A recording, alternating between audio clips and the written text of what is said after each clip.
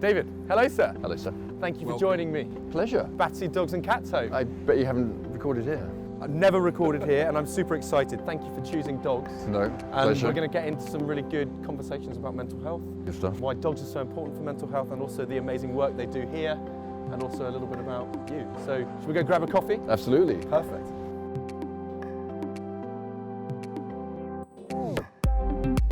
What's your order? Flat white. And I'll have an oat milk flat white, please. Why do you drink oat milk just out of interest? Dairy doesn't sit too well. Thanks for that.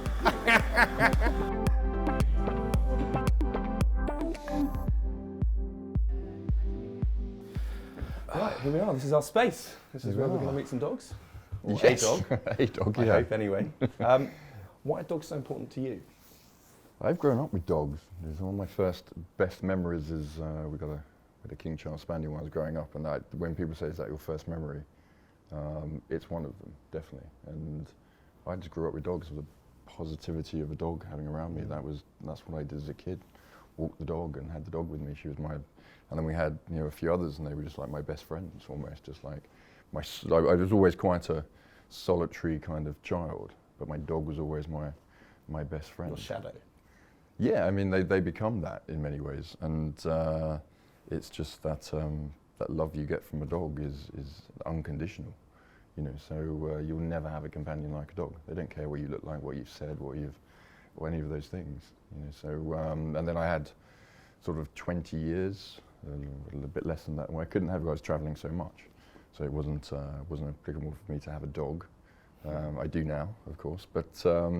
So Battersea, when I became ambassador, was almost Battersea Dogs Home was like my slightly sort of escapism to come here and try and help the dogs and help the charity and get my little sort of fix of being with a dog. Yeah, absolutely. And I guess that compassion is now why dogs are such an important part of your routine in your life now. Because now you have that opportunity to have dogs in your life. Well, the important part of my routine, the important part of my family's routine. So my girls have grown up.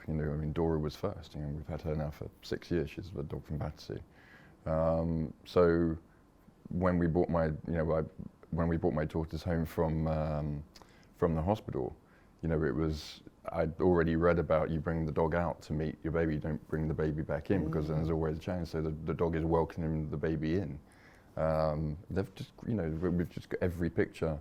And there's films of Dora in a pram with my first daughter pushing her when she was learning to walk, and now Tabs, who is learning to walk now, is doing exactly the same thing with the help from her sister, with Dora in the same pram. And we go for walks together, and it gets us all outside, and we go and find fairy dens out in Richmond. But Dora's part of the whole thing. She's part of the family, and if you break it down to the chemical that you get both in dogs and oxytocin when you pat a dog or stroke a dog or hug a dog, there's oxytocin released in your brain, which is the good chemical. Same thing released in lots of good things, and so it's beneficial. There's so many proven elements of dogs that you live longer, you exercise more, you're a more positive all those person. Added benefits that come with that. Yeah, I mean, it's a dog and cat home, of course. Like people love cats. I'm not much of a cat person. And then dogs are, It's that unconditional love that's so kind of. Yeah, it's true. It's I mean, you go to the toilet for 10 minutes and you come out and the dog greets you like you've been gone for like 3 days. Yeah. How are you? Are you okay? And you're like, I am, thanks. But you'll get that from no one else. I mean, I literally agree. I was talking to you earlier about my dog, Hamilton. I've had him for about 2 years now. And without doubt, he is my best friend. People say a lot, I'm sure you might get this as well, but he's an extension of me. People go, you even look similar. They're like, dogs, owners look like their dogs, and everyone goes, you also have the same energy. And like, why is he always trying to cuddle you? And I'm like, oh, is that what I'm like? Yes, I'm a cuddler. Guilty. So what if you were a dog, what would you be and why? I'd probably be a collie, if I'm totally honest. Dora, our little dog, is like collie. And what are those qualities that resonate with you? Probably doesn't stop, enjoys being outside. A good friend, a massive good companion, I think. That's just basically me. I don't really stop. I constantly want another challenge, and that is with collies are very clever dogs, which I'm not saying I'm particularly very clever, but they are curious and they want to work, and they're a working animal. You've got a working cocker. Same thing. You have to constantly give them challenges and stimulation is one of the biggest things. One of the biggest things people get wrong with dogs is, they say to me, my dog's chewing everything up in the house and it's going mad. It's really simple. Your dog's not exercised or stimulated enough. That's basically it. So probably what I would be if I could be. I like that. I did once see though. It was one of the best things I've ever seen. It was an English bulldog. It was a beautiful house in Kensington on a beautiful day, and the bulldog. And I went past. I was taking my dog for a walk, and the English bulldog. It was an English bulldog. Was on his back next to the gate, just rubbing his own belly in the sun. And I just went, that doesn't look like a bad life, or maybe we can take that as well. But I think the most common thing that I hear is, if I was going to come back as anything, I'm coming back as a dog. It's just, what a life, especially if you're born into the right family. But that's what this place. And then exactly on that other side of the spectrum, getting a good home, of course. I mean, the luxury of this charity of Battersea Dogs and Cats Home is that there's that opportunity to reintegrate them into a loving family from a life that they've previously had that is potentially not great. No, well, you've got two sides of it, and people automatically presume when you talk about Battersea and rehoming a dog is a stray dog, and that's the connotation. First of all, that people have got to get rid of, because actually a lot of dogs could come from homes where people just can't afford their dog anymore, or their owner dies. And they're the dogs I feel almost, when you go around the kennels, you feel almost sorry for, because they have gone from a loving home. And it's emotional, and they've known this experience, and they're just there going, what are we doing here? Yeah. But of course, people talk about, well, you don't know where the dogs have, have been. And you go, well, you do, because we know the whole record of them, this dog, and they're the ones that are trained and have had have grown up in a house and or a loving home, and they're the ones that I think are great for people to rehome immediately. Yeah, of course, some dogs have behavioural issues, but that's the great thing about Battersea, is that they will never turn an animal away. That's what they kind of say, and they don't.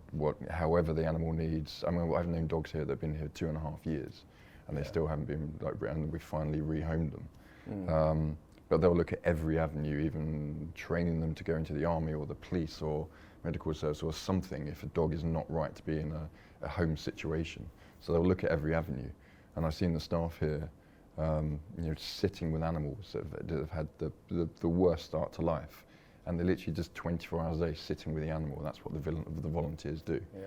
So when you see that commitment from the staff here, is you want to help the charity, you want to build up, and it's a very different place to where I was, as an ambassador 10 years ago. It's such an important thing that you're doing. Shall we meet one of the dogs? Absolutely, that would be the highlight. Okay. Hello. Bear. Hello, Bear. 4 months old. Oh my word, that's so sweet. A little bit stinky, I'm afraid. Okay.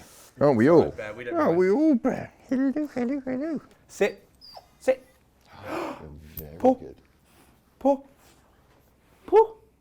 Oh, it's okay, I'll give you a cuddle instead. So sweet. Oh, you did it in the end.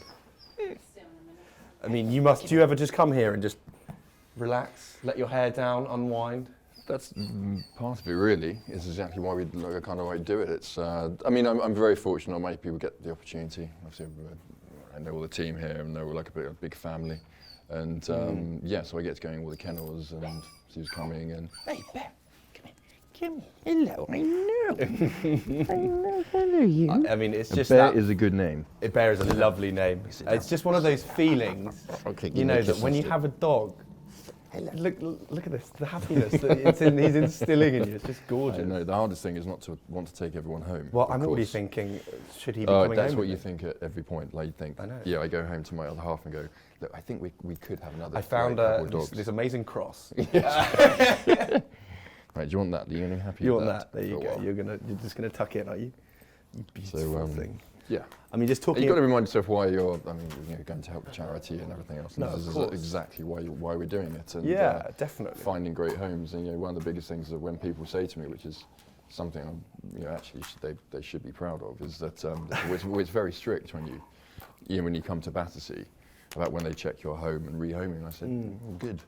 But the dogs have come here and they want the best home. They want to completely check. But the worst thing is a dog virtually is having to come back.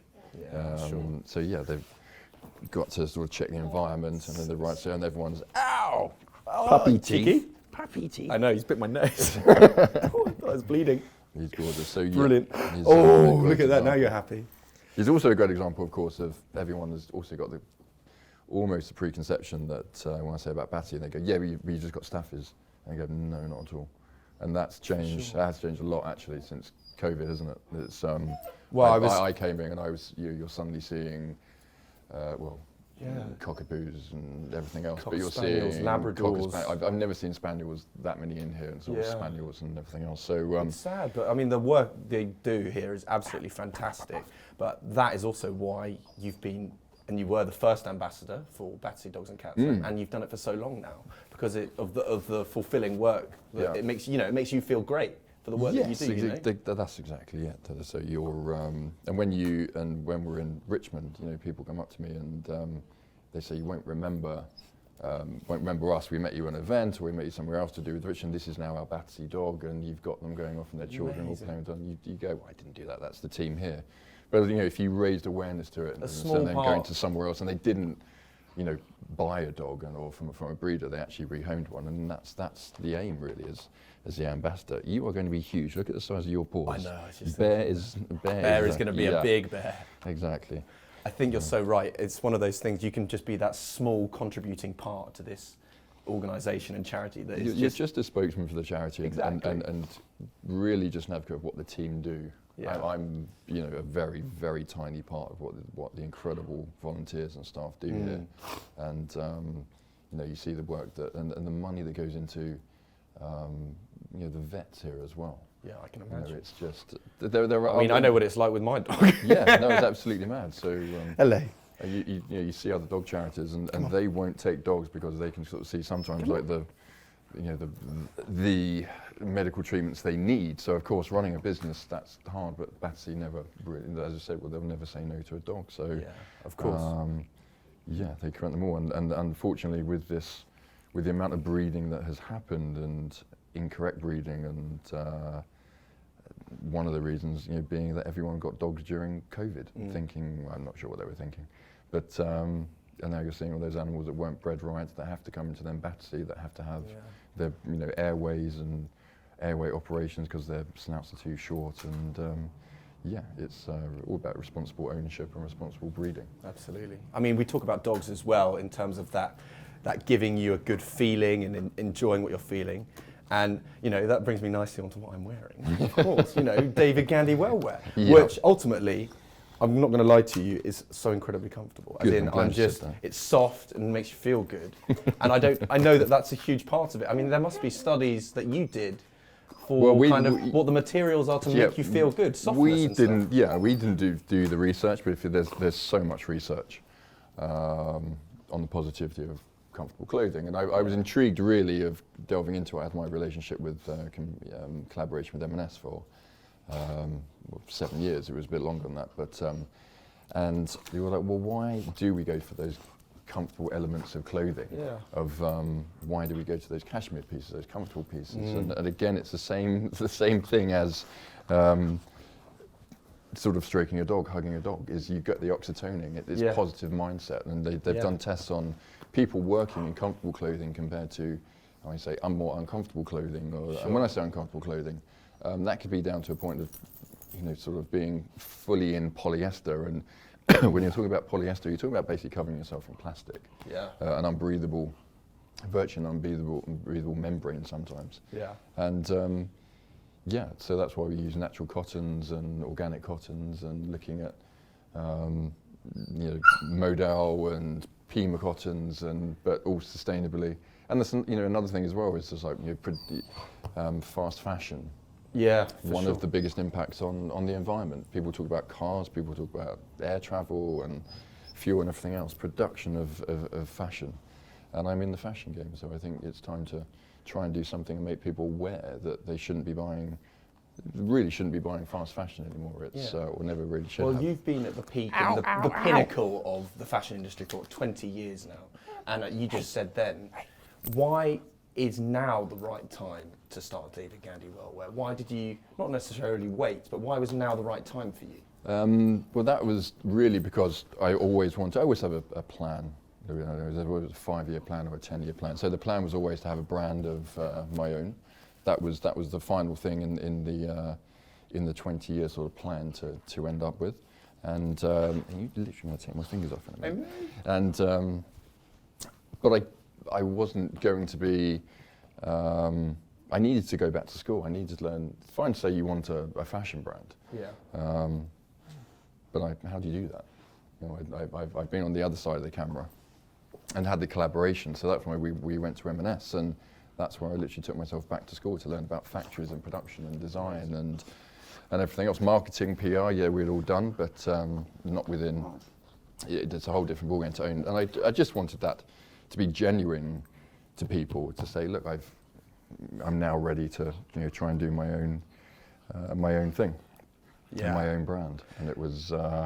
It's not an easy task. It's one of the hardest things I've ever, if not the hardest thing I've ever done. Learning things like that is so difficult. But when we look at the brand being called Wellwear, I think that's what I find really intriguing, particularly from a Headstrong perspective, but from someone who's so interested in mental health.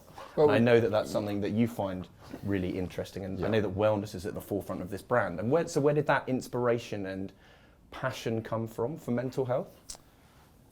Passion for, you know what, I'm not actually sure, if I'm totally honest. I've had sort of dark times, dark periods, and had to go through it. You're in an industry that you have to be tough, you have to be headstrong. Thick-skinned. Thick-skinned. You are judged very much so on basically how you look on that day for a casting, and that's not the nicest thing to be judged on, but that at the same time is what the kind of like the industry is about, and it's the same with acting. People are casting you for a part. And I'm doing the same when I'm casting models. I'm looking for something slightly more, and that's when I'm looking for ambassadors for our brands as well. So I like people to be articulate and be able to be representative of our brands as well. But you've got this creative in your head, and you're literally casting a face for it, and that's where you are with it. You're either right or wrong for it at that point, and when someone walks through, you go, "Yep, you're a person." So it's So it was when we're doing that. It's an industry that's very tough, and I've been through hard times myself, and a lot of it is about, as we say, getting people to talking, especially getting men to talk, but at the same time, there's an idea where people speak in psychologists, they also say people like to listen, and they like to know that people also, it doesn't matter, where people are in their career or how successful they are, how much money they have, mental health affects everyone, mental well-being affects everyone.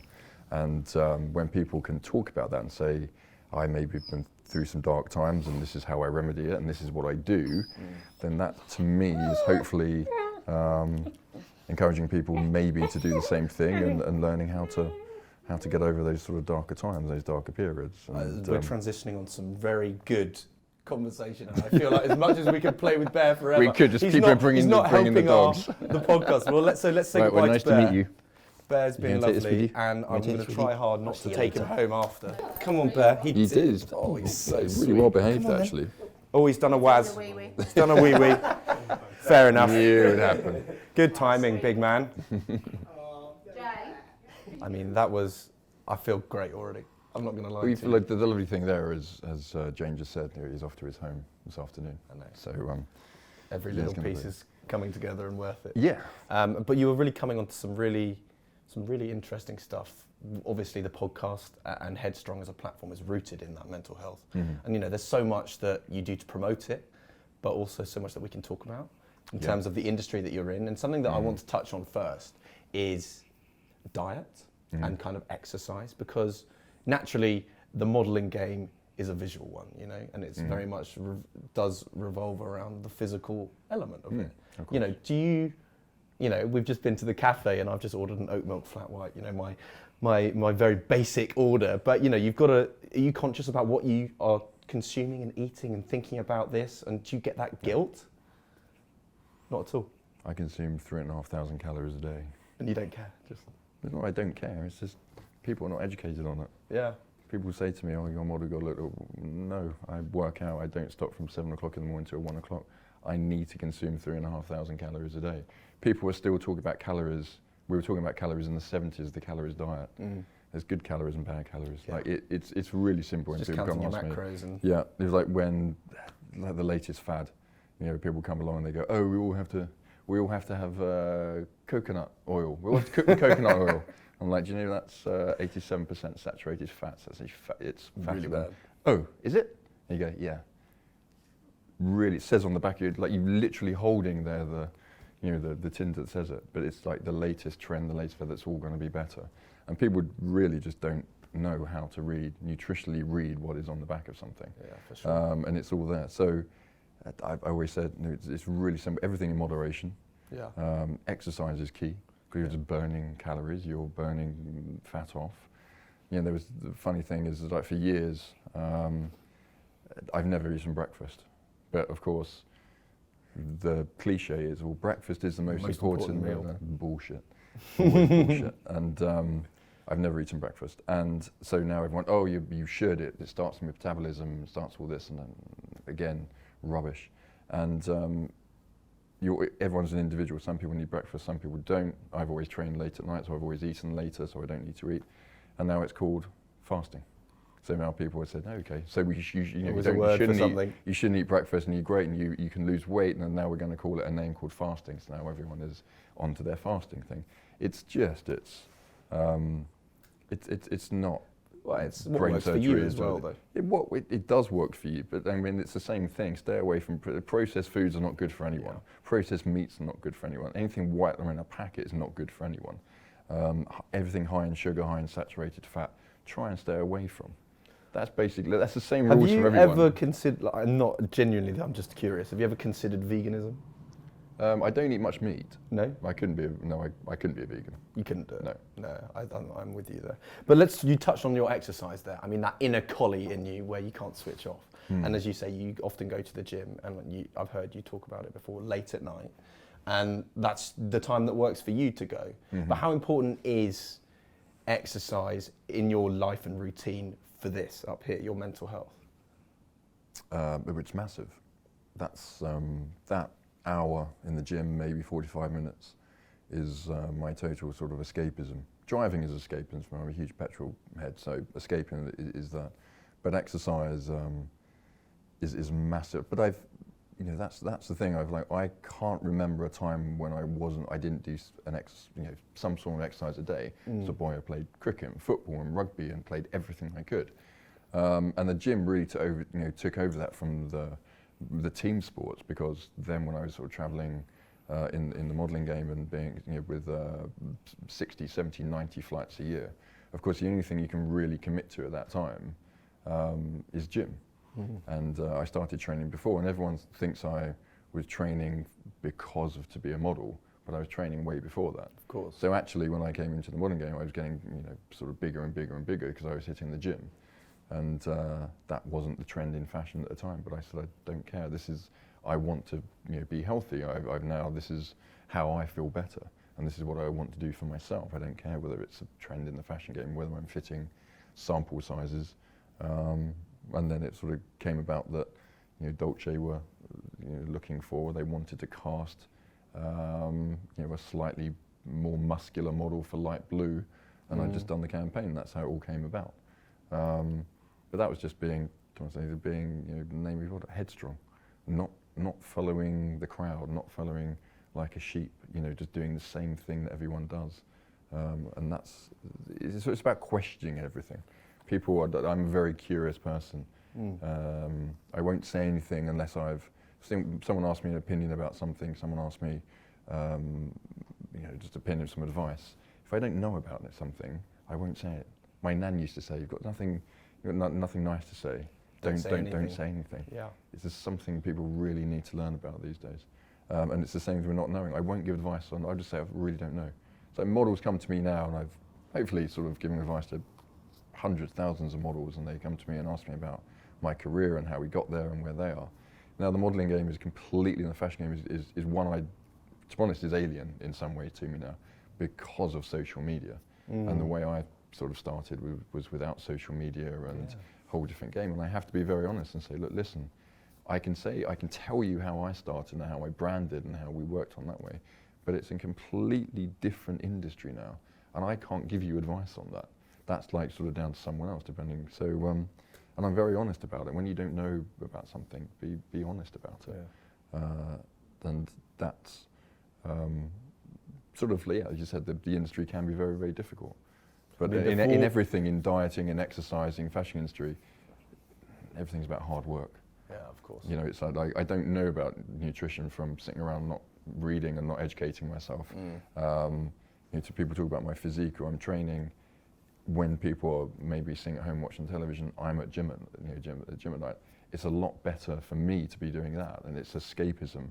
I mean, I much prefer training if I can in the afternoon.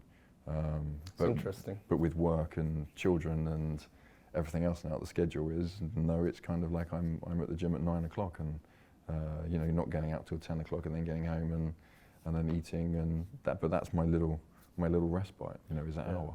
I mean, before we go on and talk about your career and things like that, I really want to rewind and talk about your childhood and school, because that's a place where I found life difficult. And I think that, especially a child nowadays in the 21st century and this climate with social media and the way that society is now built up, it's a serious challenge to navigate through school like that. But I know that you found yourself isolated and struggling with identity and even bullied when you were at school, right?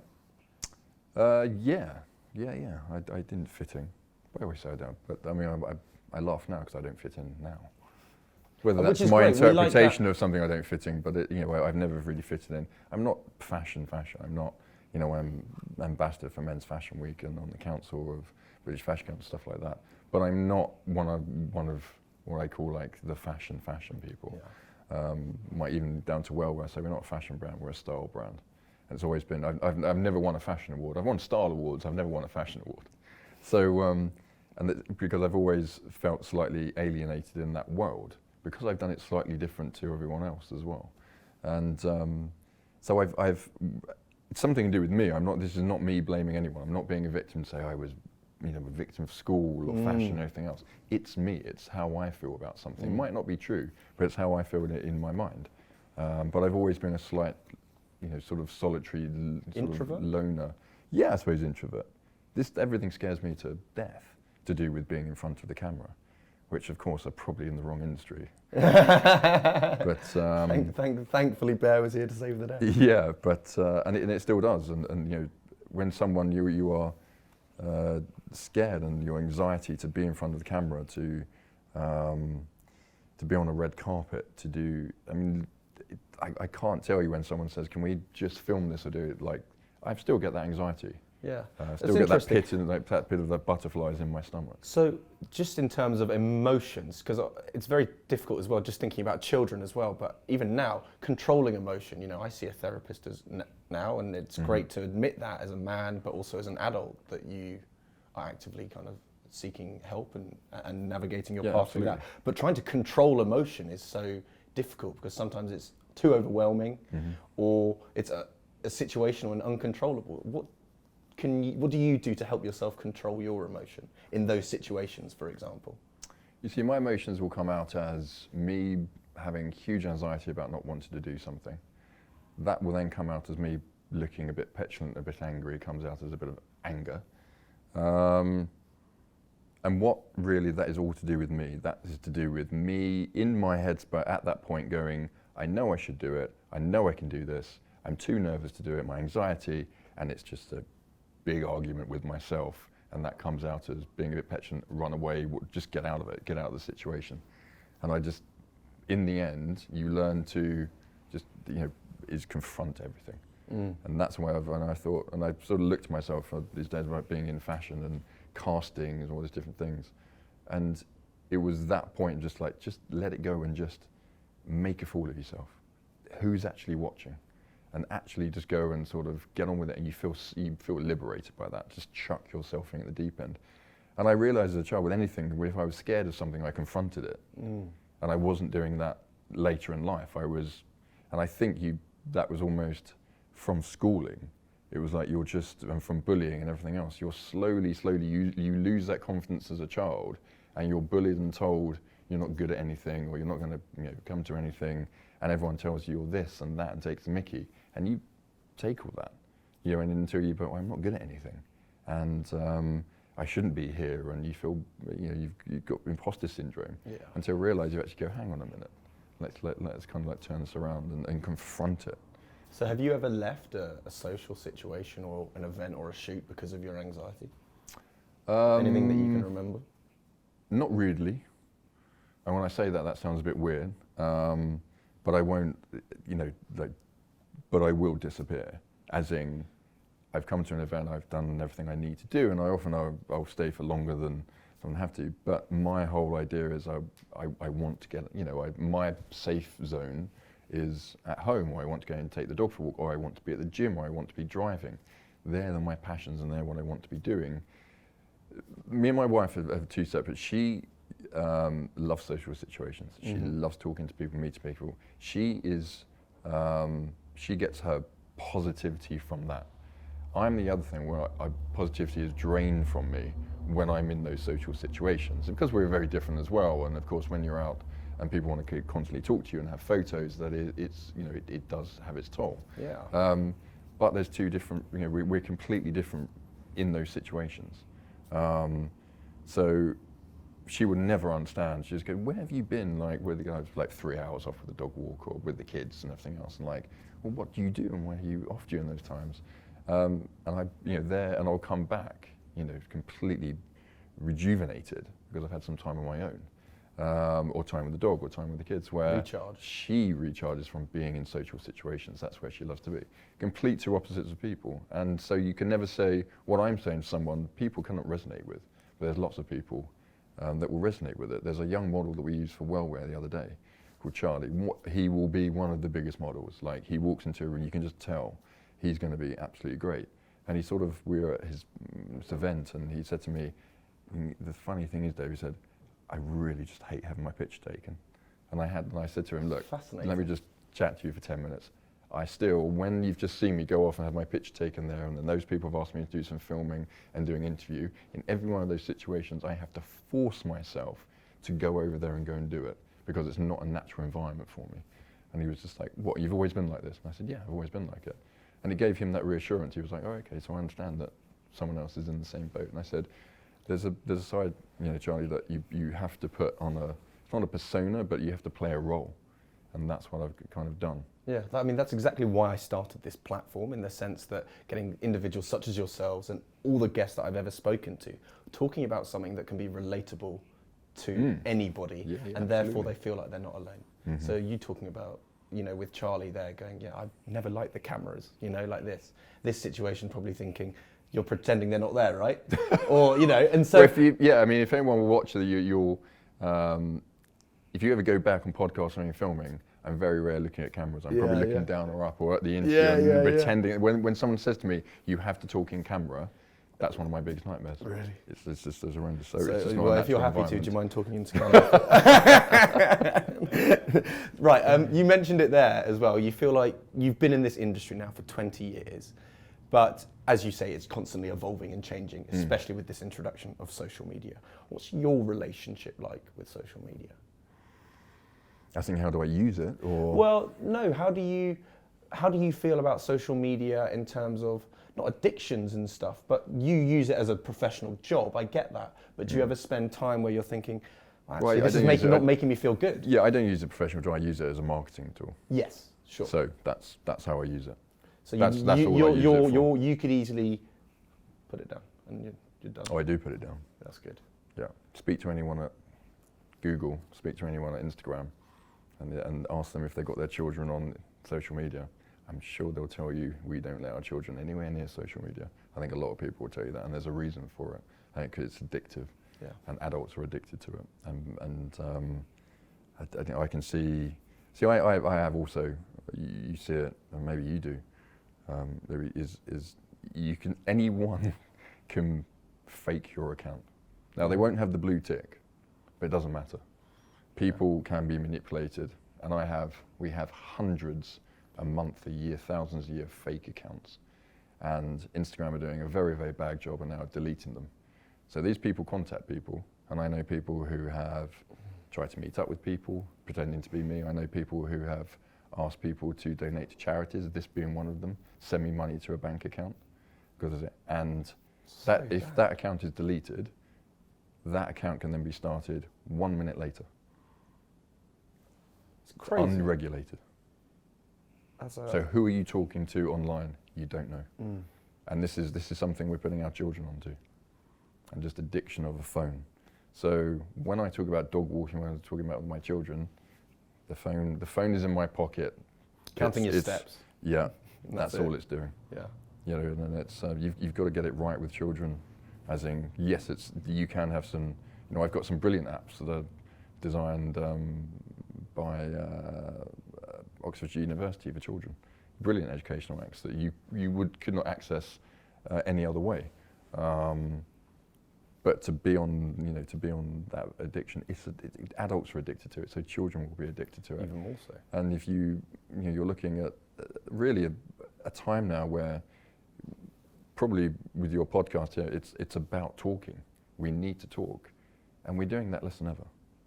Like, we are just watching phones, or we're on WhatsApp. And actually, you're meeting children now. You're meeting really people in their 20s, and we're at Wellwear, we're employing people that are brilliant on WhatsApp, that want to be at home, but social situations, absolutely, so they can't talk to people.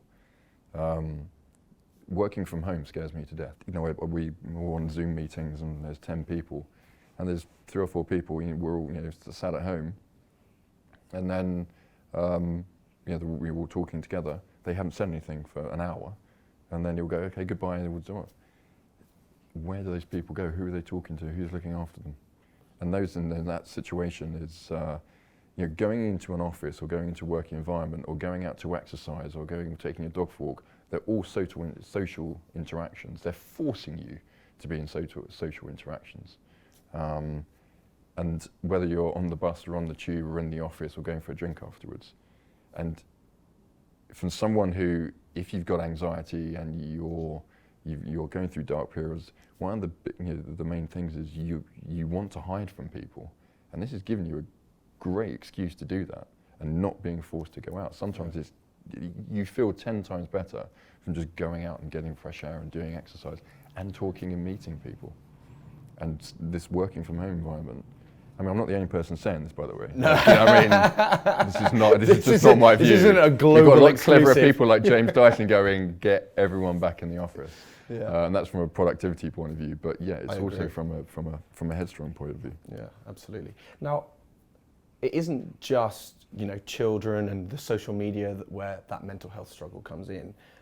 Something that I really want to talk about is the stigma around men's mental health. Now, I am aware that everyone in the world is entitled to their own demons, but there's something specific about men talking about mental health that still has this stigma.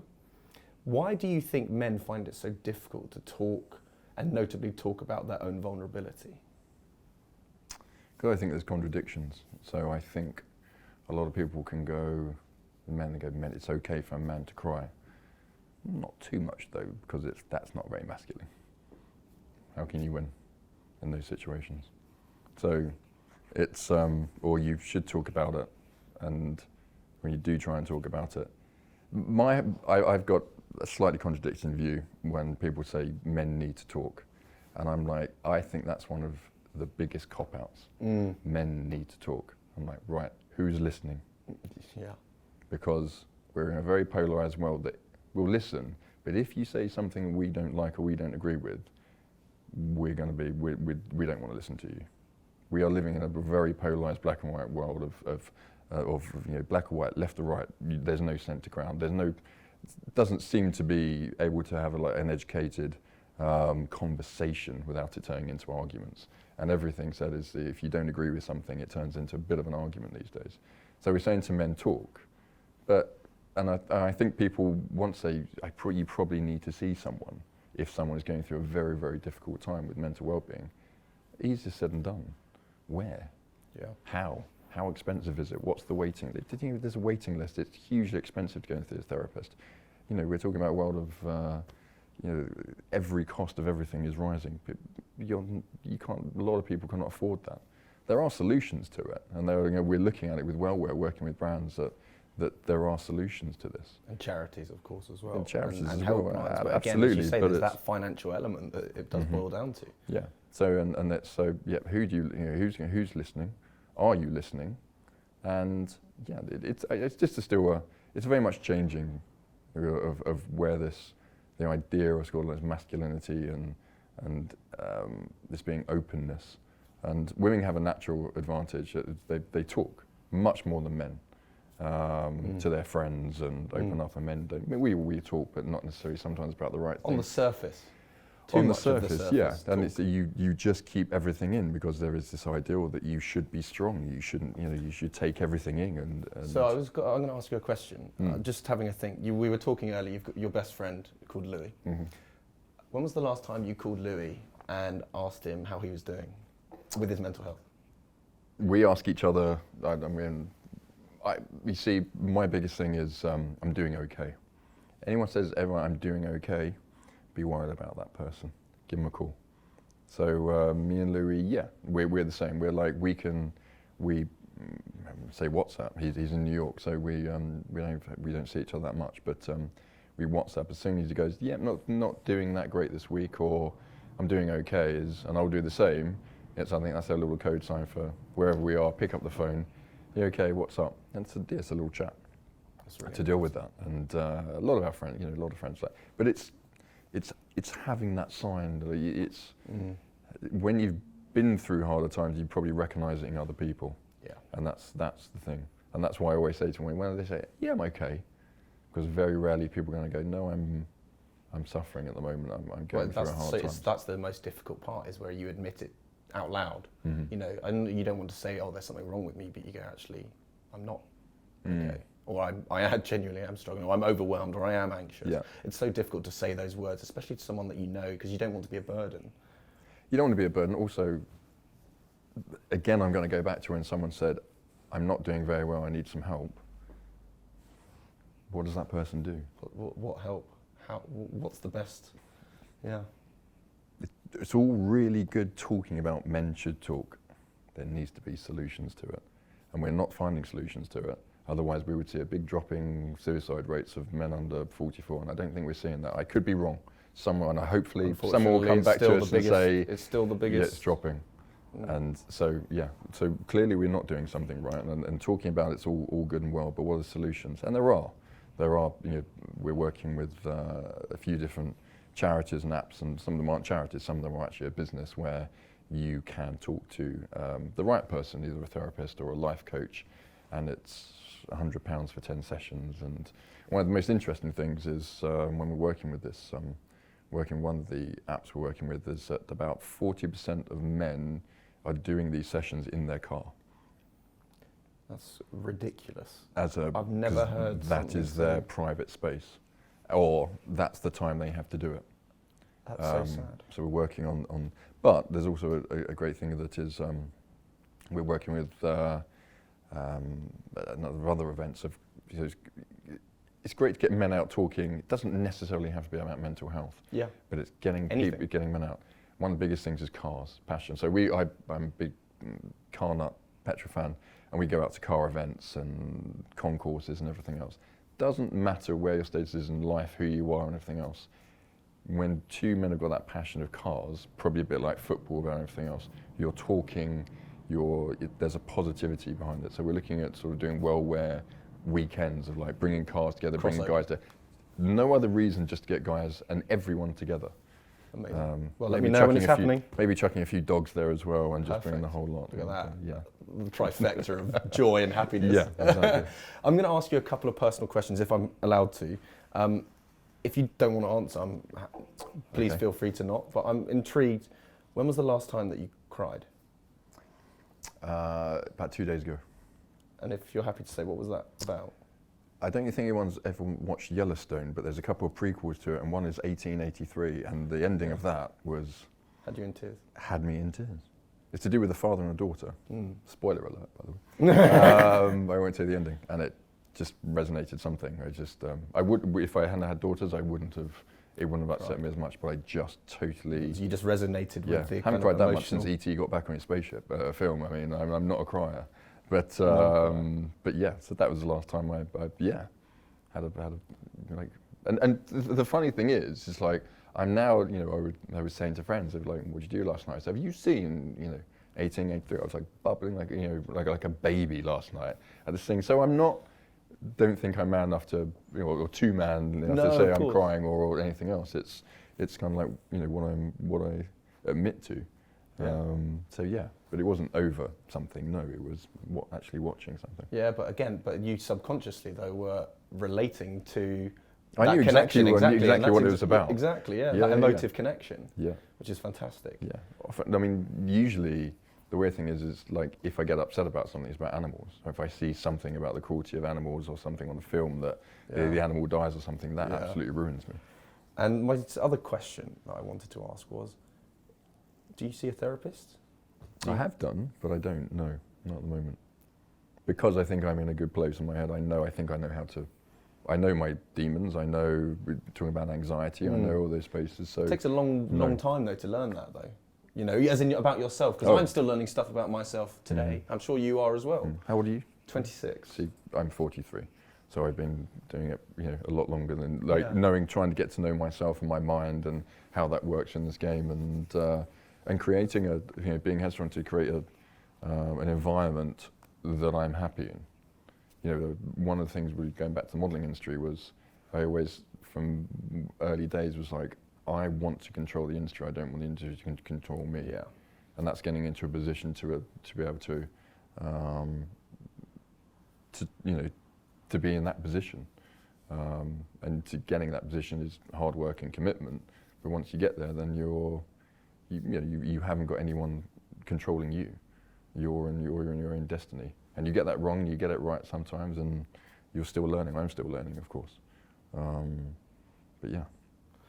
Have you ever, when you started out, when you reflect now, with hindsight, was there ever that topic of mental health and discussion at that start when you started out in the modelling industry? No. Do you think it would be different if it did exist at the time, those conversations for you and that support that you could have had? Not support that is saying that you needed it, but you know, that olive branch or that hand or someone to talk to, or even just talking about it yourself. I came into the industry a little bit later, so I was 21, 22. There's a big difference between if you're coming at 16, 17 to someone who's 21, 22. At 21, 22, you still know bugger all, by the way. Absolutely don't know anything about life. You think you do, but you don't. That's what your 20s are for. And then I always think in your 30s, you accept really more of who you are. And your flaws. You're, as a man, you calm down a little bit. And definitely your flaws and the opposites. And so yeah, I would it made much difference at that point?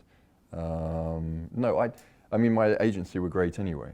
So of course you're putting yourself in those situations. My mum and dad have always been brilliant. My mum's an incredible listener. She used to work for the Samaritans. So she's an incredible listener. People never judges. This is the whole thing. Is the point when people need to listen is they listen. They don't necessarily come up with a judgment or solutions. It's just listening, and that's what my mum is absolutely brilliant at. So yeah, I suppose I was very fortunate that I had people that were supportive around me. If I said something, they took it, they believed it, and took it to and sort of helped me just chat through those little problems or demons I had. I mean, one thing that I know that resonates really strongly with you that we touched on at the beginning is that family core, and that having your dogs, your wife, your children, that's so important for you. How important is it to have that circle around you for support and being able to, as we just said with Louis, reaching out and saying, actually, yeah, maybe we could hop on the phone and have a chat. How important is that circle? I think it's important. You see, I can sort of change this around too. I've had to very much, I created my own little, I suppose, environment for myself. And the fashion industry almost forces you to be on your own. You're on a plane on your own, you're traveling on your own, you're constantly on your own. You have to be, comfortable in your own skin. And you know, when I first met Steph, my partner now, you know, it was, I would go off and have dinner on my own, go to the cinema on my own, go traveling on my own. She was like, that to her was completely alien. I was like, that's what I've been doing for 20 years. But it wasn't just that 20 years. I realized I'd been doing that since school. So, you know, when I was bullied at school, when I didn't get on with anyone, I was doing everything myself. I was in the gym, or I was going to practice in sport at lunchtime. I was in the library because I didn't have anyone to talk to. And so I learned to be this very solitary person. I learned, you know, that was just how it was. So it probably put me in good stead for sort of being in the fashion industry. It also maybe not rely on anyone else. Also not listen to anyone. Not listen, but not follow the crowd. You know, not follow and that's what generally people are very safe within their little packs, as I call them. And I wasn't in a certain pack. I didn't really fit into anywhere. So a support network is very important. To have those few people that you can trust is very important, but it's not necessarily about a family. I mean, a family can be anyone. When I say family, I include my best friends in that. Yeah, absolutely. And it's a great network to have. When you talk about family, you're probably talking about you know, children, and there's nothing better. But with children, this was alien to me because I had never had a routine for 20. I hate routine. It sends me, like, that really does affect me. Doing the same thing every day. And of course, when you then have children, and I stopped traveling, you know, it was only really me and my other half that we could rely on each other, because our families are, you know, quite far off. So it was just us, and of course you stop traveling. So everything I built, that I loved, traveling and flying and traveling around the world, kind of stopped, and I was chucked into this kind of like routine a little bit, which I of course loved, but there was the same time of being with my daughter, but it affected me, which I knew then, you have to rebalance and you have to go, right, I have to, what am I doing, you know, how can I change this? Because otherwise, if I don't change this quickly, I know this is going to affect me quite badly. So you put those changes in. And that's when I virtually started, you know, Dora, like every morning was a walk to Richmond Park. Amazing. And so that's what I did. That was my strong place, to either with the child on the back, you know, in their little thing, or without her. But that would be every day. And when I say, you know, routine, I mean, it's not an office every day. Everything is different in my life. But we weren't traveling. I loved traveling. I loved being on planes. You know, I was in Italy on Monday, and last week, and sort of got back to like the airport on the plane, and I was like, it feels this is where I should be. Yeah. Like completely natural to me, where an unnatural environment is me to be in London as for a long, long time. In this metropolitan hustle and bustle. Yeah, exactly. Yeah. Well, David, I've really enjoyed this. You've used the word a few times now, but I'm intrigued to hear what you say. What does the word headstrong mean to you? I mean, if you actually probably ask, I think the definition, or if you look at headstrong, it's probably a bit, people with connotations of negativity. I might be wrong there if I'm thinking what a definition of, like, very headstrong child, headstrong woman, headstrong man, like you're not listening to people. I've had to be headstrong in my belief of how I was going to be successful in life, or my belief that I could be on a level playing field with the female supermodels in a career. Now I had, everyone said, won't happen, never happen, won't, you know, never, you're never going to get that level playing field. And then you have a few people that believe in you, and I did. And being headstrong is finding this balance between gut feeling of where you want to be and what you think you can achieve, being realistic and listening to the right people. Don't listen to negative people. There's a difference between negativity and I suppose the truth in some ways. A lot of people will just be negative. There's a lot of people being in a position that will give you some great advice, and it might not be what you want to hear, and you have to take it on. And sometimes you just have to ignore them and get it wrong yourself. But it's a fine balance. Headstrong is putting all this together, analysing it, and saying, right, but I know where I want to be, and my headspace is here, and I'm headstrong to know where I want to be to achieve it, but be realistic at the same time. I think it's putting all those things together. But it's very important to stick, you know, without being headstrong, it's it's listening to your heart and going with your gut feeling, which I've kind of always done. But I think if you can follow those passions of where you want to be, your head will be in a better place. Beautiful answer, thank you. Pleasure. Well, look, thank you so much. I'm going to have to say that you'll have to meet Hamilton at some point. I would love We'll to meet have to go Hamilton. to Richmond Park and we'll go for a walk.